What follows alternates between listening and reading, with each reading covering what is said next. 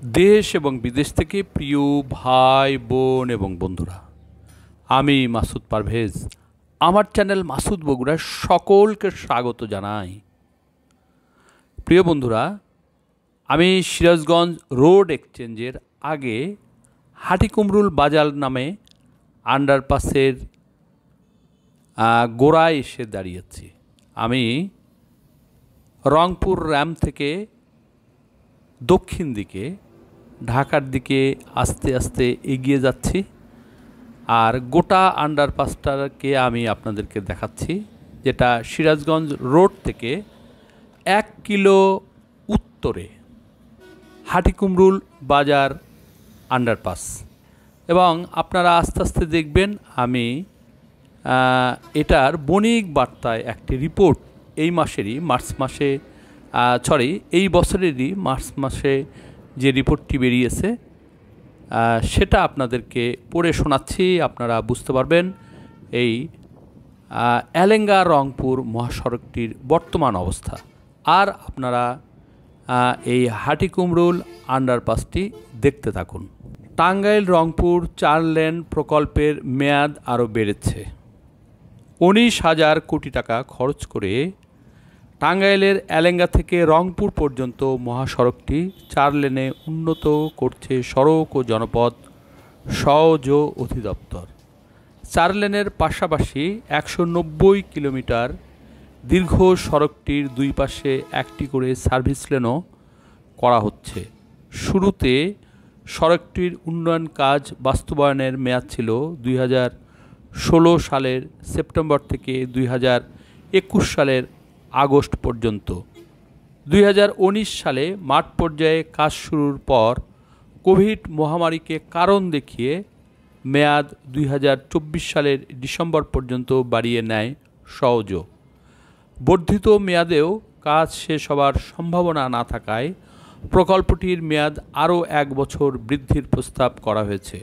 প্রস্তাবটি অনুমোদন পেলে টাঙ্গাইল রংপুর মহাসড়কের উন্নয়ন কাজ শেষ হবে 2025 সালের ডিসেম্বরে।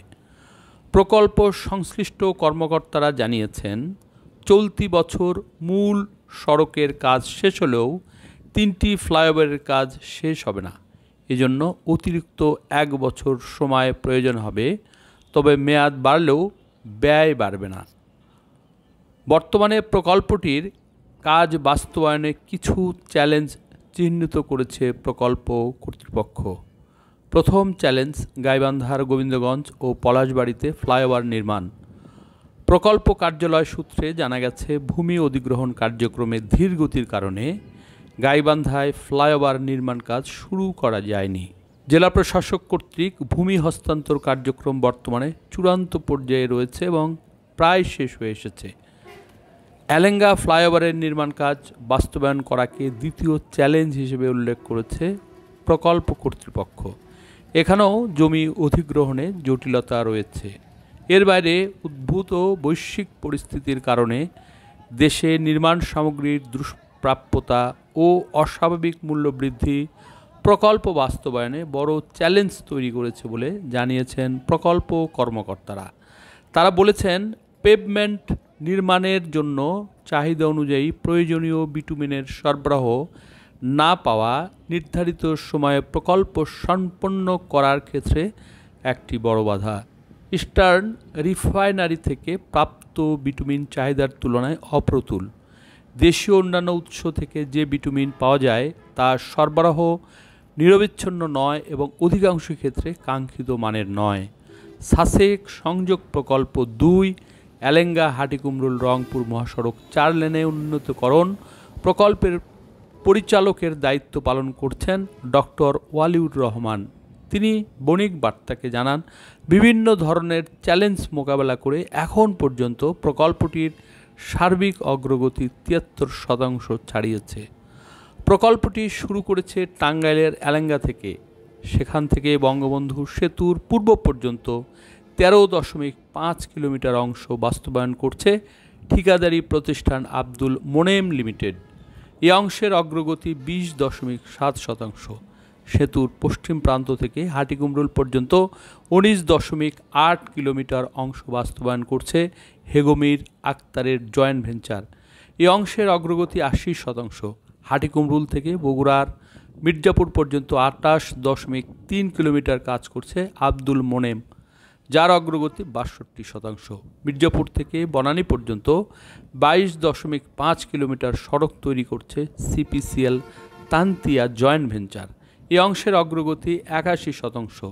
বনানী থেকে মোকামতলা পর্যন্ত 25.3 কিলোমিটার অংশ বাস্তবায়ন করছে কেএমসি মনিকো জয়েন্ট ভেঞ্চার, যার অগ্রগতি 83%।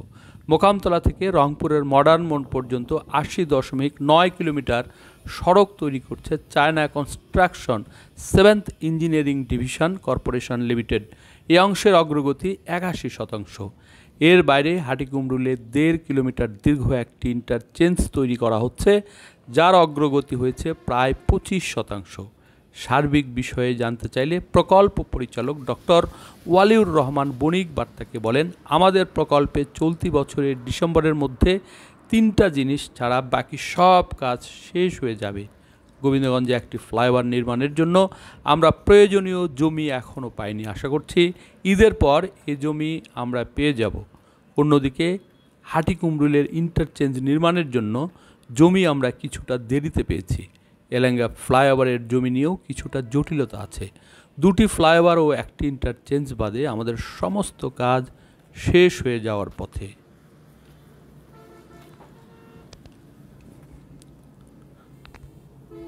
প্রিয় বন্ধুরা, শুনলেন বণিক বার্তায় মার্চের একটা রিপোর্ট। আস্তে আস্তে তারপরে আপনারা এটা হাটিকুমরুল যে আন্ডারপাস সেটা কিন্তু আপনারা দেখছেন প্রায় কাজ শেষ হয়ে এসেছে, কিন্তু কোথাও কাজ কিন্তু চলছে না। তবে এদের কাজ চালুই আছে, অন্য জায়গায় একটু ধীর গতি আছে। আমি আপনাদেরকে পড়াকালীন সময়ে ভিডিও চালিয়ে রেখেছিলাম যাতে করে আপনারা নিজেরাই দেখে নিতে পারেন। আমি যেটা আপনাদেরকে এতক্ষণ পড়ে শোনালাম সেটা মার্চের একটি রিপোর্ট, সেটা এখনও এই সেপ্টেম্বরের আজকে 3 তারিখ, আজকে পর্যন্ত এই রিপোর্টের গুরুত্ব যথেষ্ট আছে। তার বাইরে যে খুব বেশি কিছু কাজে গিয়েছে আমি সেটা মনে করি না। সেই কারণেই আপনাদেরকে আমি 2-3 দিন পর পর কিছু কিছু কাজের অংশ আপনাদেরকে দেখিয়ে চলেছি। এই যে দেখুন, এখানে কিন্তু মাঝখানে 4 লেনটা করলেও এখানে যেটা রেলিং বা প্যারাপেট ওয়াল সেটার কিন্তু কাজ এখনও হয়নি। এবং দেখুন এটা হলো, এই যে দেখতে পাচ্ছেন এটা হয়েছে 2 লেন, আর এখানে 2 লেনের পাশে দেখুন একদম সিসি ঢালাই দেওয়া হয় না, এখানে আবার সিসি ঢালাই দেওয়া হয়েছে, আর সিসি ঢালাই উপরে এই পাশটায় একদম পূর্ব পাশটায় দেওয়া চলছে। একটু লক্ষ্য করবেন এই যে রড দেখছেন এখানে কিন্তু অন্যান্য এলাকার তুলনায় এখানে একটু পাতলা। এটা কেন আমি জিজ্ঞেস করার লোকও পাইনি প্রিয় বন্ধুরা। আর এখানে দেখ সুন্দর হয়েছে, কিন্তু এদের ঢালাইটা অত্যন্ত সুন্দর। এদের ঢালাই আমাকে আব্দুল মোনেমের যে কাজ সেটা আমাকে খুব ভালো লাগে। এই পর্যন্তই আব্দুল মোনেমের কাজ। তারপরে মাঝখানে যেটা সেটা চায়না কোম্পানির কাজ, মানে সিরাজগঞ্জ ইন্টারচেঞ্জের যে কাজ সেটা কিন্তু চায়না কোম্পানির কাজ। এবং 4 থেকে 5 জন আছে ঠিকাদার যারা সাব কন্ট্রাক্টর হিসেবে কাজ চালিয়ে যাচ্ছে। প্রিয় বন্ধুরা, আস্তে আস্তে আমি আপনাদেরকে ভিডিওর শেষ পর্যায়ের দিকে নিয়ে এসেছি। দেখুন এই যে রাস্তার সাথে সংযোগ, দেখুন এখানেও কিন্তু হয়নি, একটু পানি জমেছে, একদম শেষের দিকে এসে পড়েছি।